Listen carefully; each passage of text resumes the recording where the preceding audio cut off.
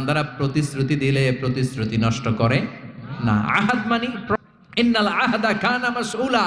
কি কি ওয়াদা আপনি দিবেন, কথা দিবেন, এই কথাগুলো রেখেছেন কিনা জিজ্ঞেস করবে।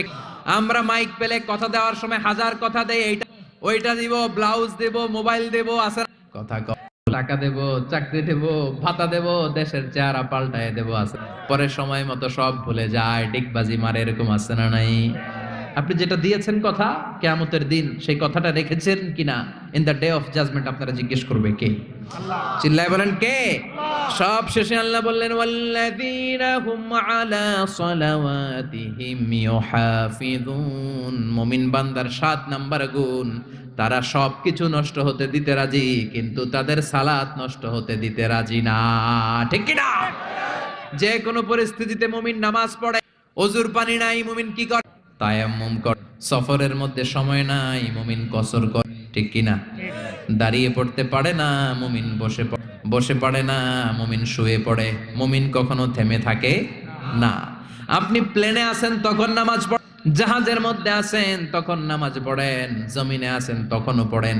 গোটা বিশ্বের সব মানুষের জন্য এই জমিনটারে নামাজের জায়গা বানিয়ে দিয়েছে কে? মুমিন সব কামাই দেয়, নামাজ কামাই দেয় না। এজন্য 7 নম্বরে বললেন ওয়াল্লাযীনা হুম আলা সালাওয়াত ইউহাফিযুন। মুমিন বান্দার বৈশিষ্ট্য হচ্ছে তারা সালাত কামাই দেয় না। হাফিযু আলা সালাওয়াত ওয়াস সালাতিল বুসতা। নামাজগুলো সংরক্ষণ। কিয়ামতের দিন নামাজের হিসাব আগে নেবে। আউয়ালু মা ইউহাসাবু বিহিল আবদু ইয়াউমাল কিয়ামাতি আস-সালাহ। কিয়ামতের দিন সর্বপ্রথম হিসাব হবে নামাজের হিসাব। নামাজের হিসাব যদি সহজ হয়ে যায়, পুরো আমলনামাটারে সহজ করে দিবে কে? আর নামাজের হিসাবে যদি গন্ডগোল লেগে যায়, পুরো আমলনামার মাঝখানে প্যাঁচ লাগাইয়া দিবে কে? এজন্য মুমিন সব সময় নামাজ পড়ে জামাতে। কিভাবে? সালাতে কায়েম করো, সালাতে কায়েম করো, হবে সম্মানী তুমি, হবে জান্নাতি তুমি, হবে সম্মানী তুমি, হবে জান্নাতি তুমি, দিবে কাল হাসরে শীতল ছায়া আরশে আজিম। রাব্বিয়াল আলা রাব্বিয়াল আযীম, রাব্বিয়াল আলা রাব্বিয়াল আযীম। ঠিক কি না? নামাজগুলো জামাতে পড়া যাবে। আজকের মাহফিলে কি আমরা এই সিদ্ধান্তে আসতে পারি না যে আমরা পারতপক্ষে জামাত নষ্ট করব, 5 ওয়াক্ত সালাত জামাতের সাথে আদায় করার চেষ্টা করব?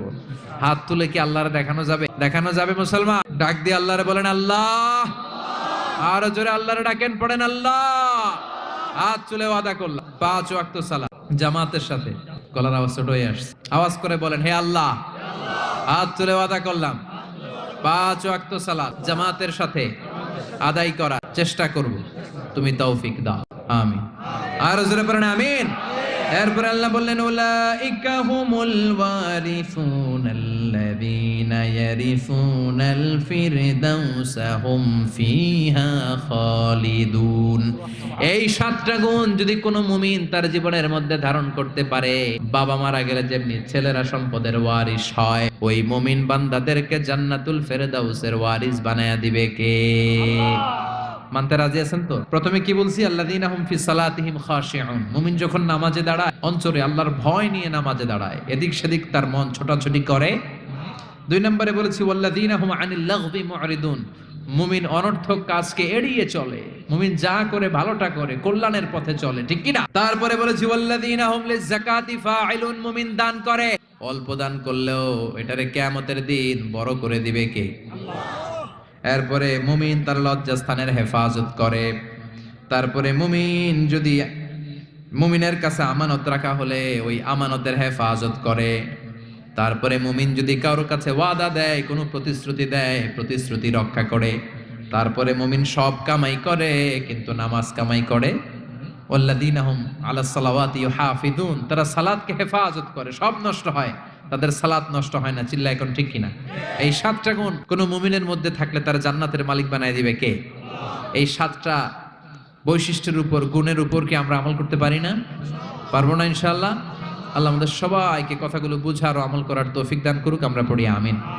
যা বলেছি কোরআন সুন্নাহর আলোকে বলেছি, বানিয়ে বলি নাই। তারপরেও আমার মনের অজান্তে কোনো মিস ইনফরমেশন যদি আমার মুখ ফসকে বেরিয়ে যায়, সেগুলো যেন আল্লাহ তাআলা আমাদের স্মৃতিপট থেকে মুছে দেয়। পড়েন আমিন। সত্য, সুন্দর, কল্যাণকর, হকের পক্ষে যা বললাম তার সবটুকুন আল্লাহ তাআলা প্রথমে আমাকে আমলের তৌফিক দান করে এবং আপনাদের সবাইকে যেন আমলের তৌফিক দান করে, আমরা পড়ি আমিন। আপনারা সবাই ভালো থাকবেন, সুস্থ থাকবেন, সুন্দর থাকবেন। আবার